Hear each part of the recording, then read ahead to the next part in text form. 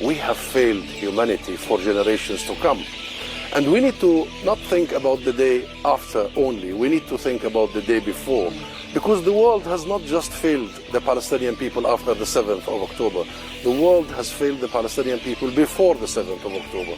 And you know very well, Vicky, that almost the Palestinian issue was non-existent in Washington and in London and in key international quarters. The Netanyahu agenda for a quarter of a century has been the dominant one, which is primarily killing off any opportunity of a two-state solution. He's public about it. Today, we need to regain that momentum and need to take action rather than words. What you did say when we spoke, alongside a number of other key speakers on the panel today, was that when we get to that conversation around this region and beyond about what happens next, you said very specifically, this needs to not just be about what happens in a post-conflict Gaza, but this needs to be a conversation with Palestinians about a Palestinian future. Yes. And it needs to include the West Bank, yes, as you rightly pointed out. Just explain the conceit of your argument here. The argument is this did not begin on the 7th of October. The argument is this is not a conflict between Hamas and Israel or Gaza and Israel.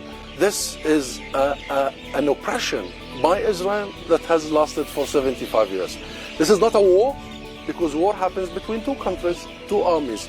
You can never define actions by an occupier against occupied by using the term war. That doesn't exist. You use repression, oppression, and you use terms like resistance, terms like struggle for the Palestinian people, terms like self-defense. And you know, all these words that have been used have really misplaced the Palestinian issue and has contributed to where we are today. The Palestinian people have been struggling for 100 years, Vicky. This is a people struggle. This is not political factions. Fatah, Hamas, PFLP, name it, have been born out of the womb of the Palestinian people over hundreds of years. Hamas is a newcomer to this whole thing.